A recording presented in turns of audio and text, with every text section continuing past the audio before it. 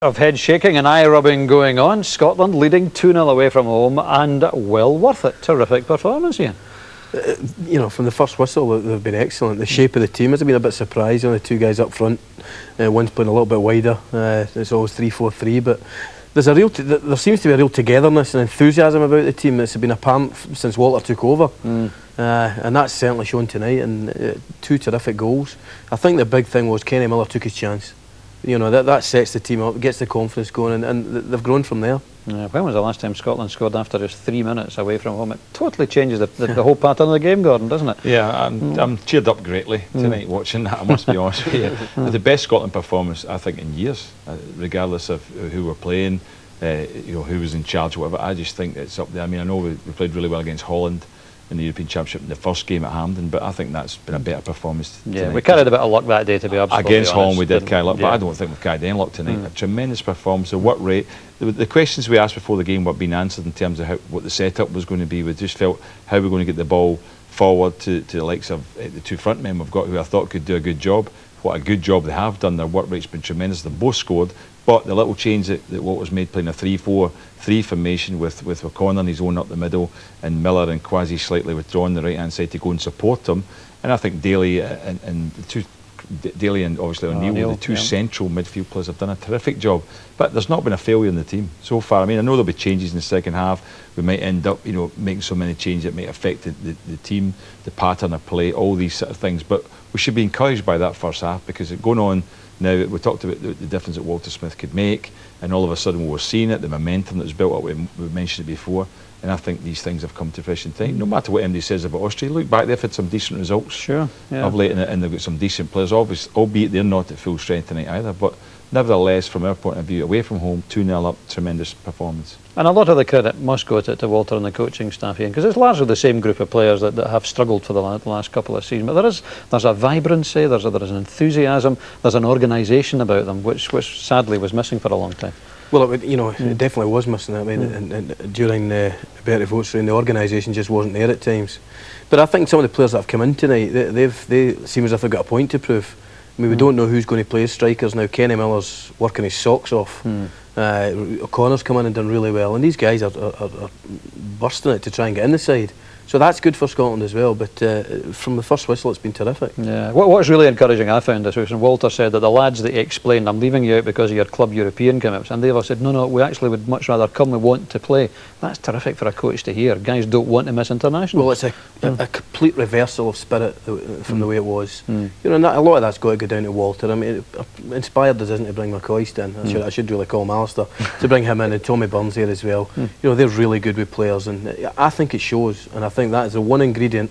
You can throw tactics, the type of players you've got out the window. The one ingredient we were missing, there was no togetherness whatsoever, but it's shining through tonight. And let's enjoy the goals. The first of them came after just 3 minutes, and Kenny Miller, who's struggled to find the net in recent games, hasn't scored for his club this season, but what a good goal this was. Beautifully set up too, Gordon. Nigel Kwasi does really well here, because he's the one that goes in and wins the challenge. Terrific, wins it, he just looks at his run, but Kenny Miller made a terrific run because he came from, he wasn't right up front at that point. And that's a difficult finish. I mean, you think he maybe pushed it too wide, but that's a very We all wondered whether he'd overrun it. Absolutely, a very good finish left foot, but he ran from a very, very deep position on the right-hand side, and he needs credit for that. The one player who tried to play him offside didn't know there was a man behind him, and he fell over. But Kenny Miller, it's good for him from his confidence point of view that he's finished now. He missed a couple of chances in Scotland games. We talked about that, Ian, didn't we? Yeah. I mean, it's a tighter through ball he likes. I mean, one thing Kenny has got is he's got searing pace, and it's delivered just at the right time. And you know, it doesn't look like a player that hasn't scored this season, do you? No. You know, he's taken that chance really well, stuck it in, and the whole game has come from there. And he's a good game generally, Kenny Miller. He looks almost to me as if the kind of player that might just have been told, look, I'm giving you 45, Kenny, go out there and run yourself into the ground, because and he has done. Well, if he always gave you 45 like that would be all you'd have to play him, wouldn't it? Because I just can't believe the amount of work and running back he's done in this game. He's been involved in most of what Scotland have done. I mean, he and O'Connor have looked a good pairing, but he's always been busy trying to find O'Connor. They're just a bit unlucky. That just broke off a defender. But he's had to work both ends about. Look how deep he is here. Yeah, he's tracking back. He's tracking back. I mean, closing down. He's everywhere. He's the furthest back of any player, and he gets us a goal kick. Yeah. It's unbelievable. Yeah, Good to see, Ian, isn't it? Because we all know that Kenny has attributes which perhaps he's struggled to show in a Scotland jersey. He's not been alone in that, of course. But well, during the game, in the first half, sometimes I would question, I don't know the boy, sometimes you question his work ethic, his attitude, but tonight, I mean, he's everywhere. And that showed great confidence because he was actually a little bit unlucky. I think he was checked. If that had been in the middle of the pitch, it might have been a foul. But he's been excellent from start to finish. Yeah, and this was a terrific shot. Before MD starts going onto websites and all that, I'm not his agent. Let me tell you that right now. Used to be. Yeah, but I'm not. And I think that's terrific play on his left foot too. And he's very unlucky. And Glenn Hodd will be delighted because this will give him so much confidence. Absolutely. Goalkeeper, we heard before the match that Walter is perhaps intending bringing Robert Douglas on for the second half. We'll find that out in a moment. But Craig Gordon once again has looked very secure and had this one very good save early on, Ian, didn't he? Yeah, absolutely terrific. He made a save against Dundee United last year when I was manager. It had to be seen to be believed. And he saw that one really late, but got the hand out. I've got to say, I would never question Walter, one of the top managers of all time, but I'd like to see Craig Gordon playing the full game because I think he is the future number one.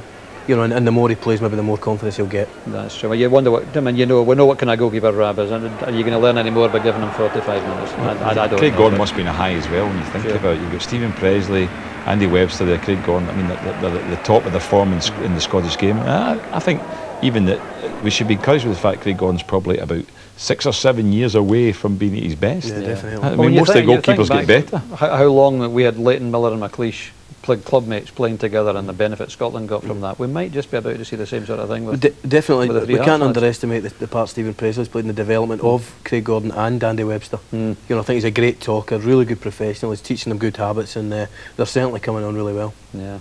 It's all good news, isn't it? Let's take a look at the Scotland setup, which is interesting. We wondered beforehand whether we would go with that 3-5-2 setup, and it's not really, is it, Gordon? No, you see there, that was great. You see Brian Neal went and squeezed the ball there, which was terrific. But look where Kenny Miller is. There's Daly coming forward there as well, just to try and close down. Now that's a Neal, 10. But you can just see the way Scotland are structured. O'Connor's in the middle there. Kenny Miller's pulled wide in the right-hand side. And he just forced the ball to get into a wide area there, and then Scotland managed to get away. The structure's been very good defensively, and it then can be altered. It just, as soon as we win the ball, we just switch around, and Kenny Miller suddenly goes and supports, and so does Nigel Quasi, who's done a really good job. I think as well we've got the players that aren't playing tonight that could fit into that formation as well. Absolutely. McFadden and Fletcher. Yeah, Fletcher. It's a good and flexible formation. I think that's better than if we had gone with the 3-5-2. That's a better formation, definitely. Yeah. One aspect which was slightly less enjoyable, certainly for Nigel Quasi, in what is supposed to be a friendly match. This was a particularly unfriendly challenge coming up here. And I don't know, was this deliberate? It looked awfully like it, wasn't it? It looked like it to me. As I say, I played in Austria at one time. I don't know whether the football's changed or not, but when I played over there was an awful lot of that went on, and a lot of dirty stuff and niggly stuff. The players, they always just wanted to foul all the time. But that looks deliberate. Look how he goes arm into the face right away there, and I think he got away with that, and that could quite easily have been a red card.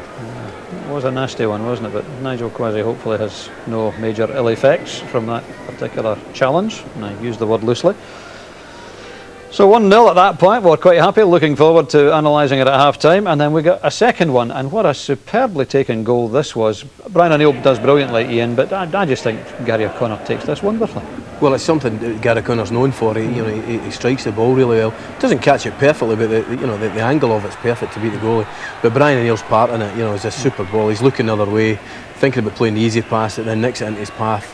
He lets it run through him, which is the key to the goal, and strikes it on target. Super finish. You're absolutely right. That's the main part. Watch how young players here, just look how he lets it run across. What he did was there, rather than take the touch, the defender could get him. He dummied as if he was going to, he made it look as if he was going to take possession of the ball. Hands crinkled as the Ellie MacLeod impression after that.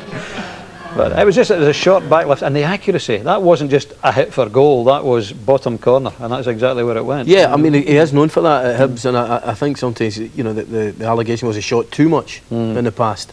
But he's got great power off either foot, particularly his right, and it wasn't so much the power that time, it was the accuracy. I think it's a shame that Paul Dickoff obviously didn't make it, but I felt before the game it was a good aspect of it was the fact that Gary O'Connor was getting a game. I think even last season he merited being brought into Scotland setup. He was playing so well, and for him to continue and get his chance tonight and score, what a major boost that is for a young player. Both he and Miller have got quite a bit of time at that level to play, so I think that's a great definitely aspect. I think he's a centre forward of top class in the making. I know Derek Riordan get all the credit, but I think physically, pace wise, I think that this boy could really turn into something. And he scores all sorts of goals. He does, yeah. No, it's great. All good news at half time. Let's take a look at other scorelines around the continent tonight. Pretty full programme of both World Cup qualifiers and friendly internationals. Actually, the friendly as we had at half time, but a 2-2 draw and a friendly international. When you have to do a certain amount of experimenting, I think there are reasons, not excuses, Gordon, but there are reasons why the lead disappeared, aren't there? Well, we were already talking ourselves in here at 80th minute, saying before we'd lost the 2 goals, just saying, well, the performance has dropped greatly. They've made these changes, players are tired, they're not quite putting in the same effort as they were just trying to hold on to the 2-0 lead, and all these factors came together, and then they score one from just a shot, a speculative shot that flies in, and then the second one obviously get the rebound off Rab Douglas. 2 each. It wasn't really about the scoreline. I think up to a point, up to half time, we realised it was a terrific performance, and that's what you go on, not what happened after that, because of the changes that were made. No, in a competitive international, you'd never have made the 4 half-time changes, which really changed the pattern of the game completely. Let's take a look at the goals. Wonderful first 45 minutes for Scotland. Kenny Miller worked very, very hard and scored this terrific goal after the Kwasi through ball after just 3 minutes, Ian. Yeah, great work with Kwasi and Kenny Miller. Super finish, does everything right, and he had an excellent 45 minutes. As you said, he ran himself into the ground. I think he knew he was coming off. But he shows great composure here. I've seen Kenny hit them early, but he's taken it right up, went past the goalie comfortably, and stuck it in an empty net to give Scotland, a great start, and one that we seldom get. And yeah, there was loads of energy and pace and power about the first half performance. Look how far up people were as well. Gary O'Connor stuck that away tremendously well. As I say, lets the ball run across him. But look at the supporting players. We never got that really much in the second half. Gary O'Connor still had a terrific game, but I felt sorry for Derek Riordan because he just never got the support, never got into the game because we were sitting back as the game went on. But that's a terrific goal. 2-0 at half-time, and we're still looking reasonably comfortable, although we'd lost the control, I think it's fair to say, until the last 7 minutes. This, I suppose, could have gone anywhere really, Ian, couldn't it? Well, it could have, and I don't think that the lad that scored had a particularly good game, but I think it showed Christian Daly, he was terrific in the first half. I think it showed he didn't play much last season, he was out most of the season.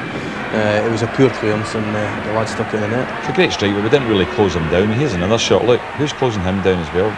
Well, eventually the tackle came in, but Rab Douglas maybe could have done better, I think. Goalkeeping error. Yeah, he's got to get the ball away there. I don't think it's maybe. I think really Rab will be disappointed. He's got to push that out wide or even catch it. Yeah. And the lad stuck it in the net. And I think there'll be a lot of shirts getting printed. Gordon #1 for Scotland because he's obviously established himself tonight. I mean, that doesn't help Rab's push to get back in the team, but Craig Gordon outstanding in the first half and then went off, so everybody he leaves that taste that he's the main man. Yeah, but lots of positives to take from it. There's a real sense of disappointment at having only got a 2-2 draw, but let's remember it is a friendly, and these half-time changes, which is perfectly legitimate to make, but it did change the game, didn't it? It did. George Burley would be delighted. Elvis went off, Stephen Presley went off, but he was holding the back three together with his experience. And much as Russell Anderson individually played well, I thought he did well. I think Presley was the one that was holding the back three together, and he was certainly missed. There's no doubt about that.